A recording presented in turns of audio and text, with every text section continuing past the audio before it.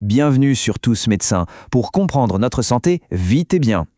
Alors aujourd'hui, on va plonger au cœur de la maladie du foie la plus répandue sur la planète, une condition qui touche des millions et des millions de personnes, souvent en silence. Et quand on pense maladie du foie, on pense quasi automatiquement à l'alcool, n'est-ce pas?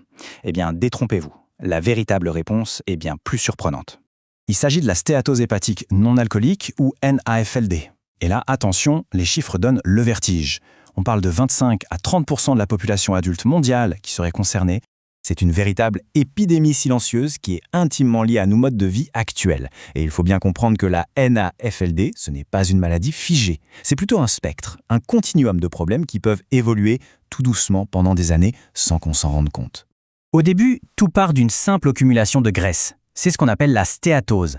Mais le vrai danger, il n'est pas là. Le vrai danger, c'est ce qui vient après. Parce que cette graisse, elle peut mettre le feu aux poudres et déclencher une inflammation, la stéatohépatite ou NASH. Et là, le foie commence vraiment à souffrir.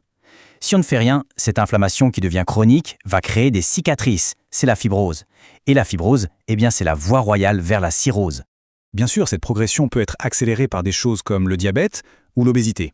Mais alors, concrètement, qu'est-ce qui se passe à l'intérieur de notre corps? Pour comprendre, on peut imaginer le foie comme une immense usine métabolique, super complexe.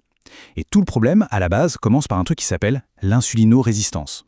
C'est un peu comme si les serrures de nos cellules ne reconnaissaient plus la clé insuline. Du coup, les cellules ne réagissent plus comme il faut.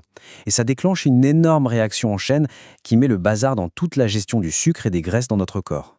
Cette résistance, c'est vraiment la clé qui ouvre la porte à la maladie du foie gras. Alors voyons un peu comment ça finit par complètement submerger notre fameuse usine.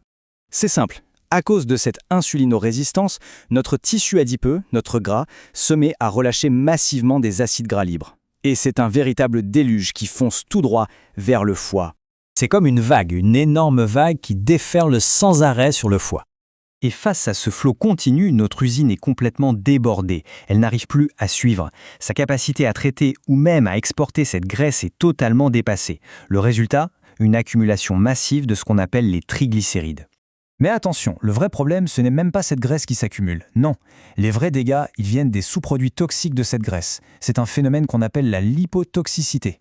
En gros, cette lipotoxicité, elle met un stress énorme sur les cellules du foie. Et c'est dommage, c'est comme une alarme incendie qui se déclenche et qui appelle à l'aide, en provoquant une énorme réponse inflammatoire. Les cellules du foie, complètement stressées, se mettent à crier au feu, en libérant des signaux inflammatoires. Ça attire les cellules de notre système immunitaire qui, en voulant bien faire, ne font qu'amplifier le feu. C'est un vrai cercle vicieux.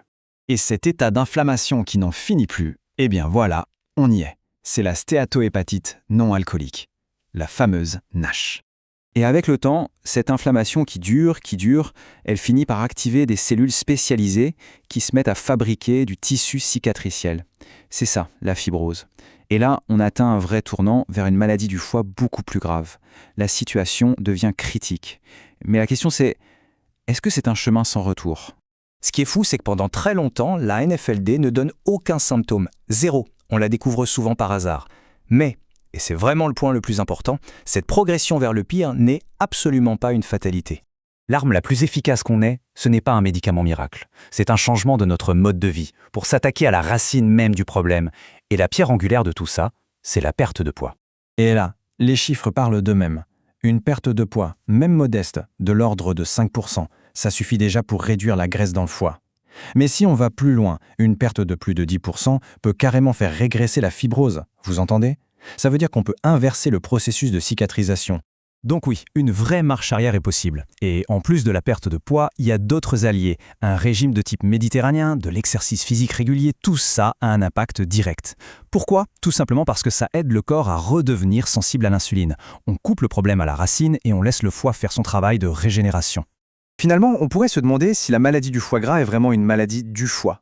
En réalité, c'est peut-être juste le symptôme le plus visible d'un déséquilibre beaucoup plus profond. C'est le signal d'alarme de notre santé métabolique générale. Et donc s'en occuper, ce n'est pas seulement soigner un organe, c'est bien plus que ça, c'est restaurer l'équilibre de tout notre corps. Abonnez-vous pour plus de vidéos.